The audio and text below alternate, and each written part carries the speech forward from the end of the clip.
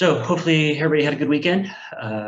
We're back today. We have a mortgage update, a couple things going on in the industry, and then we're just gonna go over how to exceed your clients' expectations, basically some things that clients are looking for with your services. So hopefully this would help when you're working with a buyer for the first time, or even on your listing presentations to help kind of button those up a little bit more. But we'll go ahead and start off with Andrew with Tried and True Home Loans. He's going to give us a market update in mortgage land. How's it going, Andrew? Good morning. Hey, real quick, can you set it up so I can share my screen? Yes, I can. All right, we're off to Monday, solving technical difficulties. Yep. All right, you should be able to now.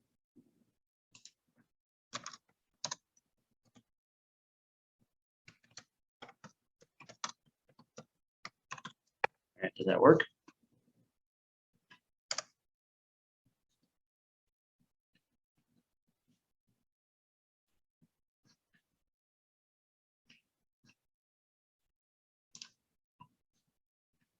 All right, looks like it's working.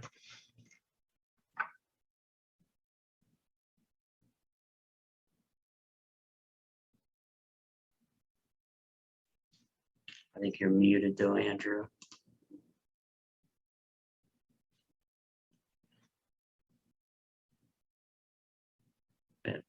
Hey, all right. All right, there you go. All right. All right. It switched on me, man. Yeah. All right. You can see my screen? I can see your screen. Awesome. So 30-year fixed rate mortgage. There's no powder coating this. Look at this ramp up from December 6th through to today. I mean, that's barely 6 months, right around 6 months. But look at that. That is a hockey puck, a hockey stick curve if I've ever seen one. And we might go a little higher. There's always that chance. So rates are high. What the industry is doing with this is every one of the lenders that we are working with is updating me regularly on different programs. One of the hot programs right now is they're reintroducing a little bit of remarketing of products that did exist, but there's been a lot of talk about new California DPA program, which it looks like we'll have access to by a couple of our lenders. Is this for everyone? Absolutely not, considering San Diego homes are currently listing, the average is right around $1 million. So DPA programs are going to be tough at that price points. There are definitely areas of California where I think you could do multiple deals using a DPA program. And with rates at this level, I believe that you're also going to see your transaction times, your time on market. Things are going to slow down a little bit for all of you guys and for sellers to allow buyers to, work a little bit harder and use programs like this. So DPAs, we've got a lot of programs that are pushing quick closes because that is still a topic of interest for sellers, because there are still a lot of sellers that the listings are homes that they've been renting.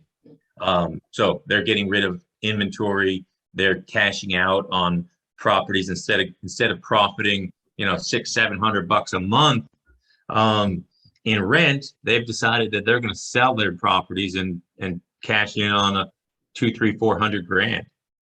So that's that. I did want to bring this up. So I only have access to San Diego MLS because that's where I work mostly. My team of the realtors that I work with also mostly focus here. So this is what we talk about a lot. We are able to do loans all through California, but when you live locally, you tend to do more business here. And so this is the MLS I'm part of. But what I wanted to show, and I would expect that this is consistent if you go into your own, whatever MLS you're part of, you're going to see a similar trend like this. And if you look at these red lines, each of these are different years where we saw kind of a peak in sales somewhere around May, June, July. So we saw it last year. We saw it in 2020, 2019, 2018, all the way down here. And then if we go way back over here, 2010 was the first time we got, at least our MLS started selling, having sold listings close to 3,000. So, we got pretty high up here, almost to 4. We peaked 4 here. We peaked 4 last year. If Travis, you could probably confirm this, but I believe about a month to 6 weeks ago, our MLS was posting about 1,500 active listings. Based on that number, that would have been 0.5 of a month's worth of inventory. That is crazy. So fast forward 6 weeks, and my MLS is showing 2,700 properties for sale. This is almost double what I was looking at last time I popped this on. And you can see all I have as my super wide search engine or search criteria is my county and active or back on market. So this was showing 1,600, 1,500, 5-6 weeks ago. So this is huge for us. This is also typical of the time of year. So 2 things that brings up to think about. Rates are high, there's no question. But these trends right here are based on life happening, not necessarily what rate each of these home buyers that bought in this timeline paid. At that point, it's a benefit when it's lower, but it's not necessarily the reason why anybody is buying. So my point for you guys is this is looking good. Rates are up. There's no question. They're high. But we have more listings to look at. That means that for us, we were seeing double digit, even at 5-6% rates, we're still seeing double digit offers on properties. Travis has had a couple of listings lately, and he's been getting still double digits from those from offers on those properties. This will cut that down again just because there's more options. So that's super important. I'm going to close this out. Travis, do you see this? Yep. Okay, awesome. So this is something I talked about last year. If we look, so we're looking at rates right now. So we're showing 5.2, 5.1, so 5 currently. Going back to 2015, they were at 4. Look at this. They're slowly climbing 6. We're going up here. We're into 7s, 8s.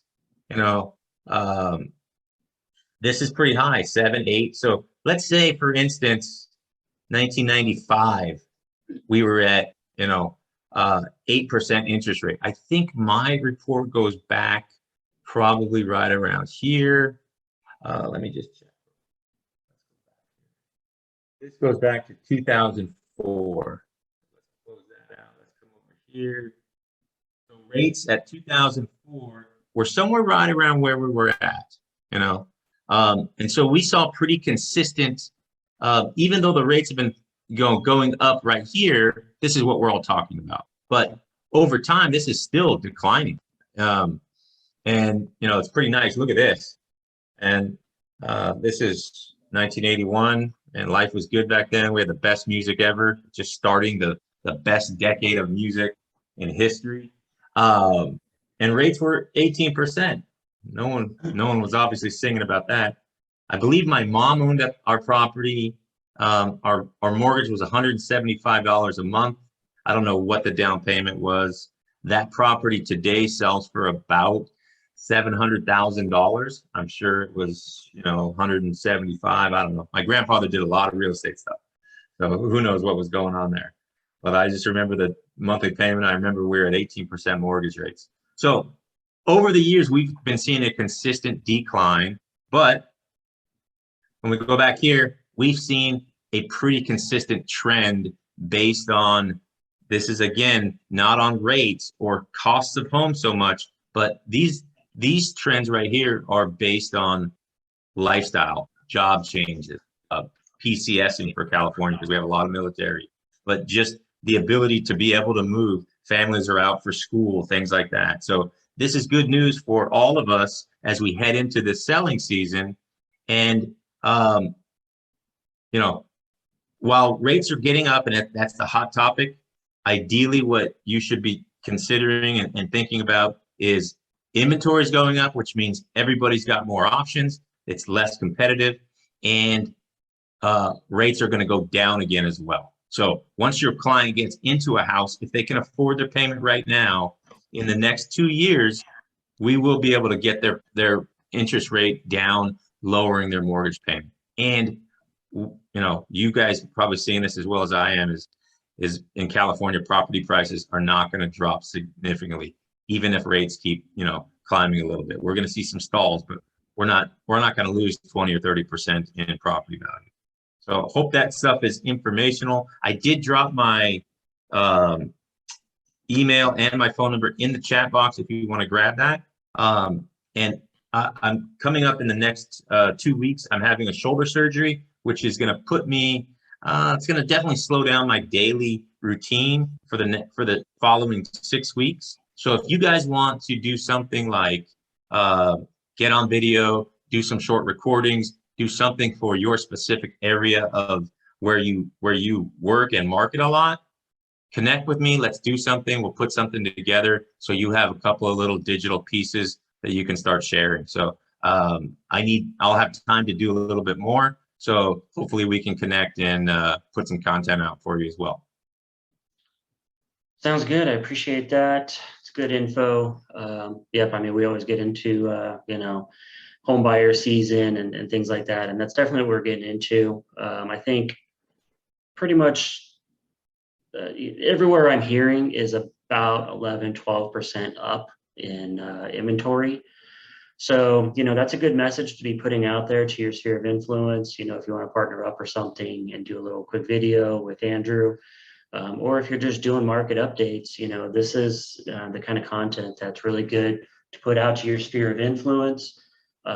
People that have been kind of sitting on the fence, maybe watching you, that could cause them to, take action and maybe jump back into the market or jump into the market if you're putting that right message out there that, hey, inventory is up and competition is a little less in a lot of areas.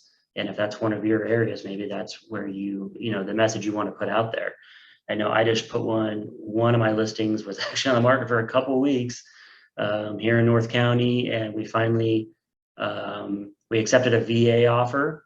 They got $5,000 in closing cost credit. I mean, that's the first time I've done that in a couple years. So that's what it took to get the home sold. And the buyer's happy. So they didn't originally ask for the closing cost credit, but just through negotiations to kind of speed it along and get the buyer what they wanted, because they were, really, really trying to drive the price down on the listing price, which was already listed a little bit under comps. I said, hey, if you want to put $5,000 in here somewhere for a credit, let's do it. The seller will do it, and you have that kind of loan where this makes a lot of sense. So that's how we ended up on that property. And that could be you too, and your buyers. If you have some that are maybe a little cash strapped or something like that, there's going to be more opportunities out there for sure. Even right now, to be able to get closing cost credits or get a VA or an FHA or a down payment assistance program in place. So I'm going to go ahead and share my screen now. All right. So with that, I'm going to go over 8 things that your real estate clients expect from you. So this is just to help out with, if maybe a listing presentation, maybe you haven't been on a listing presentation in a while, or you have never been on one, or just working with your buyer clients so that you can earn more referrals and get, great testimonials and things like that from all of your clients, because, your sphere of influence is where you're going to get the best leads, the best referrals. So with that said, number one is be available. Now, I don't mean be available 24 hours a day. We all need to take breaks. But, you know, putting that on your voicemail or something so that you're letting people know when your business hours are, that's a good way to put that forth. So be as available as much as you can. Even if you can't answer the phone right away or anything like that, say that in your voicemail. Hey, you know, for a quicker response, text me, or, you know, all calls received after 7 p.m. will return the next day, or let him know that you return calls within the hour or something like that. People want to know that you are going to at least return their call if they're getting a voicemail. And then just being available as much as possible for showings and things like that. It's usually not hard to, you know, squeeze in a quick showing here and there. But that's definitely a number one thing that will cause agents to move on to another agent, is just the lack of response and being available. I've been talking about this for the past few weeks with, you know, generating data and things like that in this little market shift we have. So be educated on the market. Your client will look at you as the expert in their target market. And that's really what you want. You want to be the authority in your local market. So research the areas that they're buying and selling in, read over any market reports prior to meeting them. Maybe, you know, you're showing a home that's outside the city you live in and you don't know it like the back of your hand, like the city you do live in. It's quick to go in MLS, just pull up a quick snapshot of what's going on in the market. You know, are prices rising still? Is inventory rising? Are days on market rising? Is it not? You know, some areas are still not really experiencing that very much. So have that information available so that if this is a first time meeting for them, you can rifle off a few quick facts to them, and they're going to see it as they're working with someone who knows what they're doing. They're in the market, they understand it.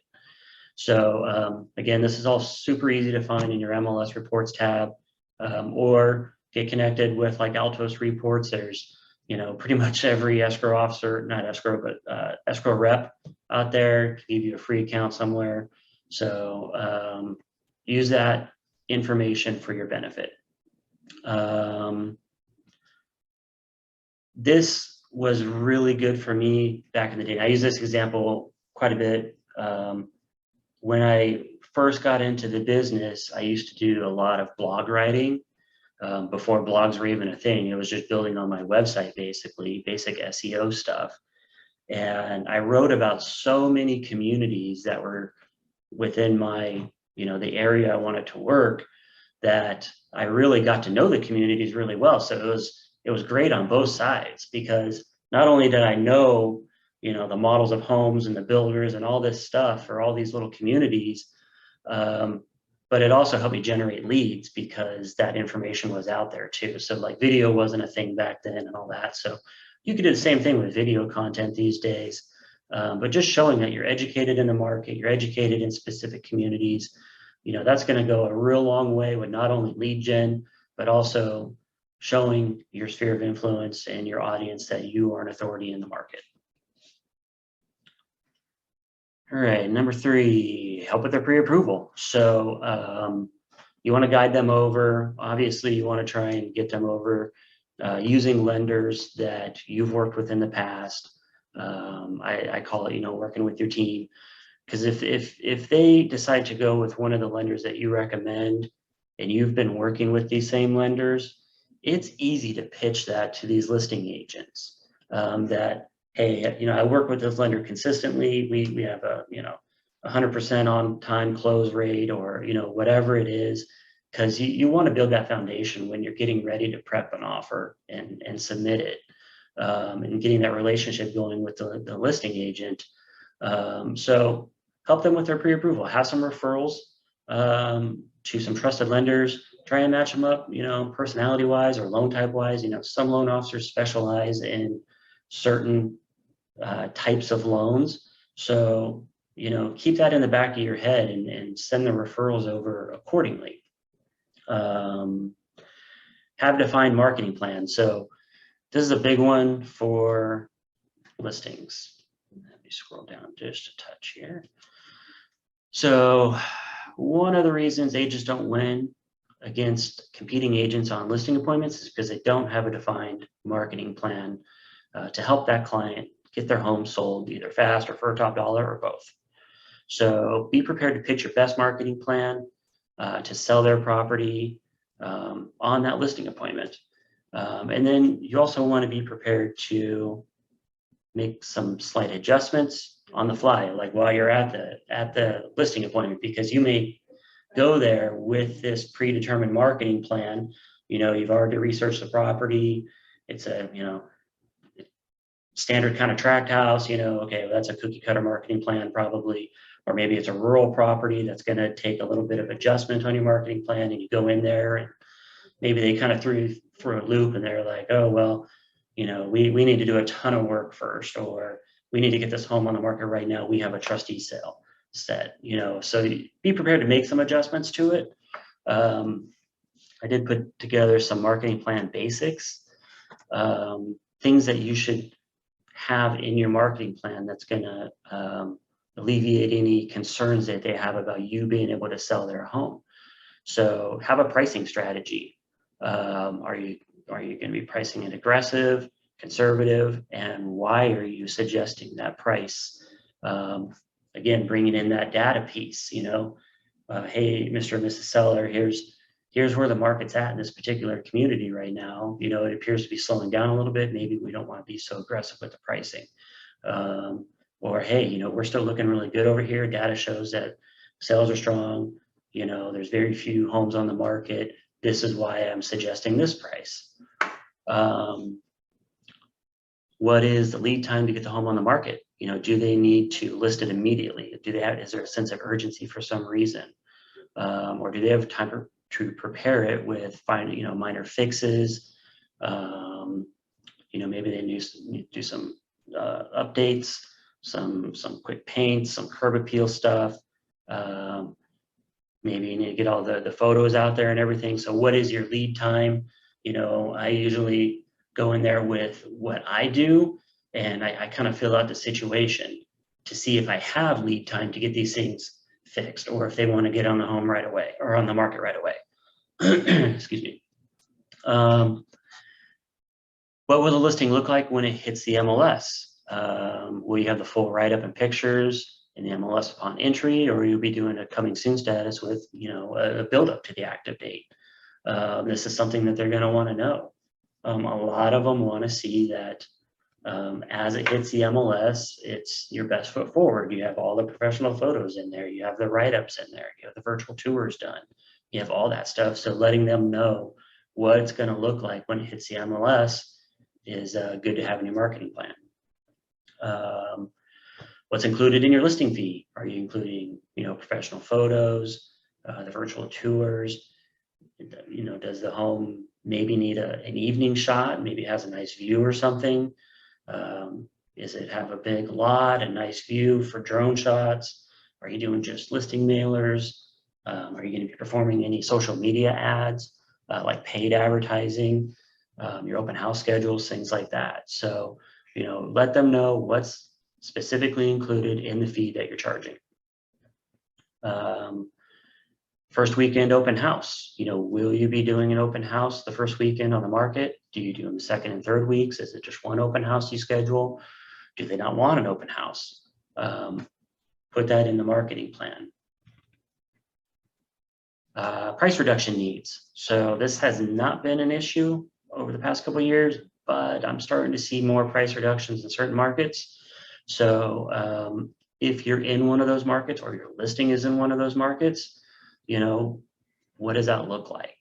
Do you have it on a schedule, like every 2 weeks? Hey, if the home doesn't sell the first 2 weeks, then we need to look at a price adjustment. And that price adjustment is going to be 2 to 4% or $5,000 or, something like that. Like, talk to them, prep them ahead of time with this plan you have in place that may need to be implemented if the home isn't selling because the market is slowing down faster than what's expected. How do you handle showings? Are the agents going to call them direct? Is it only during the open house periods? Are you using a scheduling app? Is it going, are they direct approvals? You know, do you need to be present there? Some clients want you to be present there. So, you know, let them know up ahead, how are you handling the showings?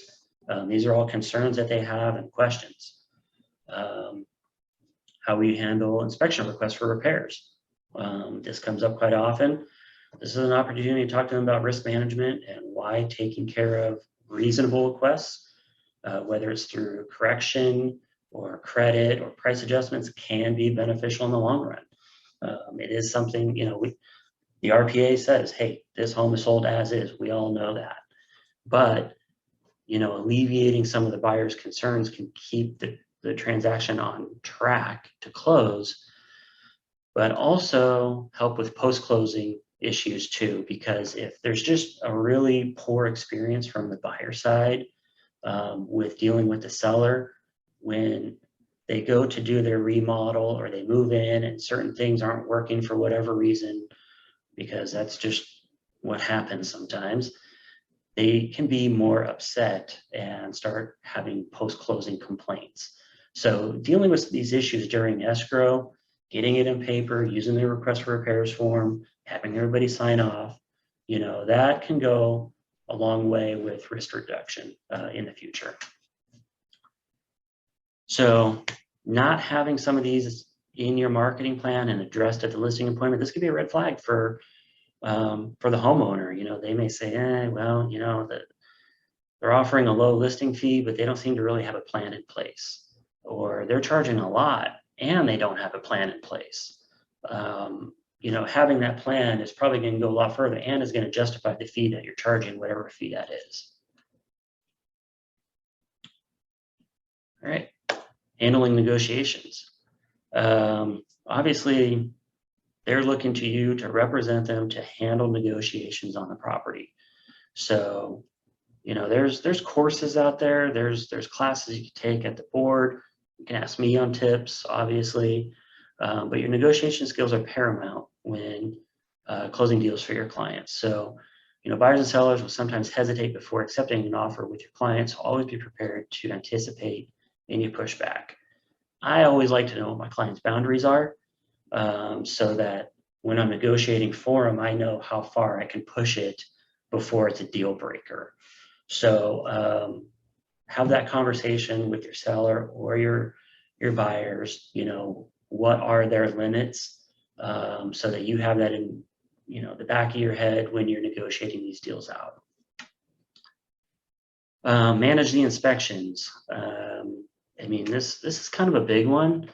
When you're on the buyer side, you do want to have connections with local inspectors that you trust. The clients usually ask you, I mean, you can refer them over to Yelp or something like that if you're trying to keep a distance with that. But otherwise, you know, have a few that you work with. Have the buyers call them up and give them a quick little interview. You know, what are you looking for? Have you been sued? You know, I have some questions for them. Attend the inspection. If you're on the buyer side, attend the inspection. This is a great time to get your avid done as well. You know, that's one of the pieces that I see come in late all the time is the avid. Everybody pushes the avid off, but show up to your inspection, do your avid, and you'll know the condition of the property firsthand. So instead of trying to figure out the report that comes over, you know, as the inspector is going through it and you hear him say, uh-oh, over in the corner, you can go over there, check it out and see what degree that finding actually is. Is it very serious? Is it not so serious? Because sometimes these home inspection reports, you have so many items on there and it seems like the home is falling apart, but usually the home is fine. It's just a lot of little nickel and dime stuff or low cost items. So it's good to be there so you know how serious that finding really is. I like to have the client show up as well, or at least one of them. If they're going to be, you know, doing a lot of remodeling or they're struggling with, you know, fitting their furniture in the house mentally, this is a good time for them to come over and do their measurements, things like that. That'll avoid a second appointment request later on. If you're like, hey, Mr. Seller, you know, can my buyer come over? They want to have a flooring person come over and measure, or they need to measure for window coverings, things like that. get that done during the home inspection. It's a good time. They're mentally moving into the home still. It's getting them excited about it. If they can't make the home inspection or the whole home inspection, sometimes these things are an hour and a half, 2 hours long. It's a long time to be in someone else's house. Have them show up a little later into it. Then they can, spend a half an hour doing their measurements, and then they can do the final assessment with the home inspector. They'll usually do like a little summary walkthrough with them at the end. It takes about 15, 20 minutes. That's a really good time for the client to show up, see how things went, keep it going from there. So inspections, I also try and schedule all of them at the same time if I can. Obviously, that's, depending on how many inspections you have going over there. It's not always going to happen, but, a lot of times you can group them up pretty good. Your general home inspection, the pest inspection, if the buyer's paying for it. A popular one, or one that's becoming popular, is the sewer line scoping. This is one I always recommend when I'm on the, representing a buyer, because we don't know what the pipes look like under the house. Are there cracks? Are there roots in there? Are they sagging? They call it a belly. There could be things in there, and that could also help with negotiations later on. Pool and spa, solar system, that's another one. That's a real inspection. We have a lot of solar, more and more every year. Getting the solar inspected to make sure it's operating at optimal capacity, things like that. Septic well, so these are the general inspections. You can get probably most of them scheduled within a 2-hour window. On the listing side, I like to show up at the beginning just to make sure everything is set, answer any questions they might have. And I also pop in at the end too, because a lot of times I want to just get a heads up if there was any major findings, so I can give the seller a heads up. I also like to make sure the seller is available, at least by phone. Generally, we don't want the seller there, but I like to have them available by phone in case, someone can't find how to turn something on, it's a hidden light switch or something, or maybe they need to access and they can't find an access point to something.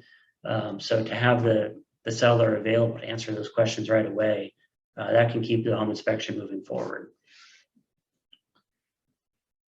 Make closing day easy. So this is a stressful day for a lot of clients, on the buyer side and the seller side. It's usually an emotional day.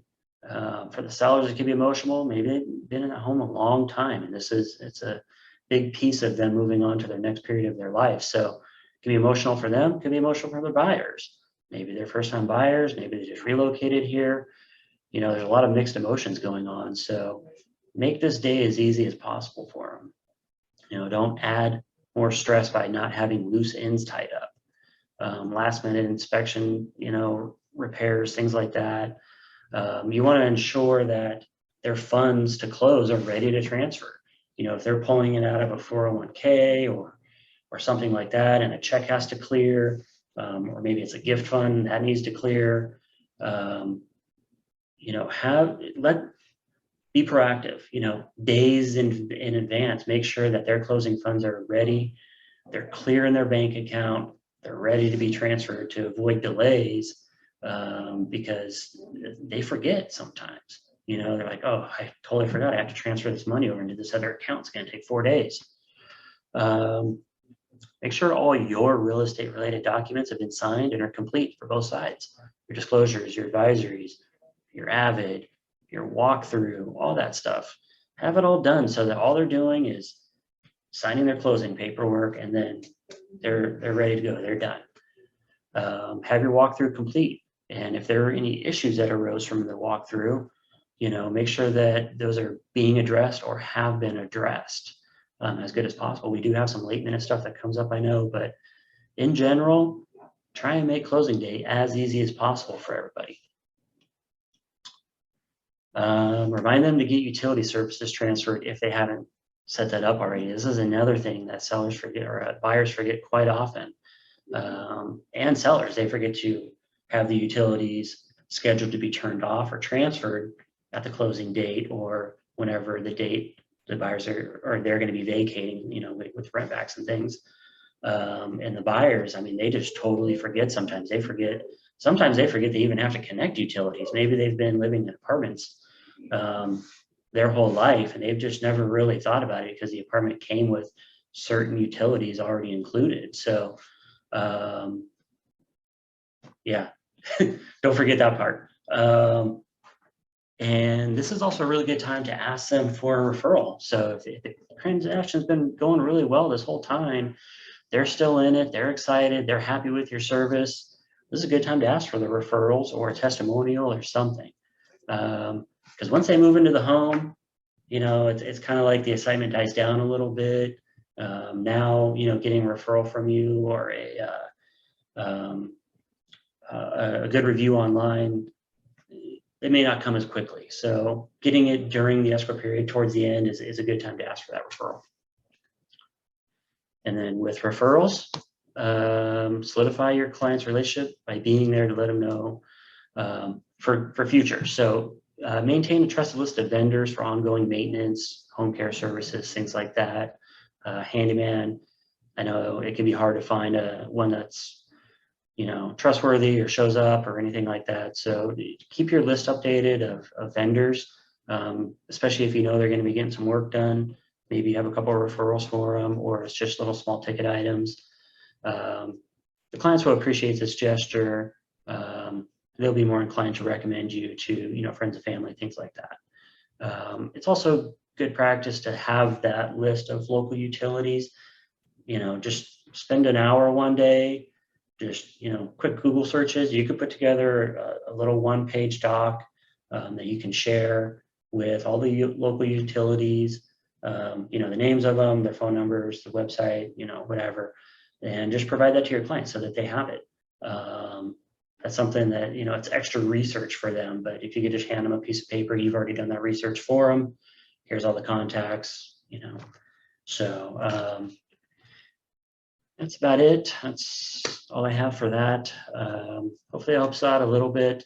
I think the big takeaway is definitely, you know, the marketing plan, having that in place. Have a good marketing plan for yourself, whether you're working for the buyer or the seller. If you're having the buyer sign a buyer rep agreement, having that, you know, that plan in place, what your services are, why you're putting that, you know, that buyer rep agreement in place, you know, having that marketing plan to back it up, you know, will help them get through signing that, because a lot of times they don't want to commit. So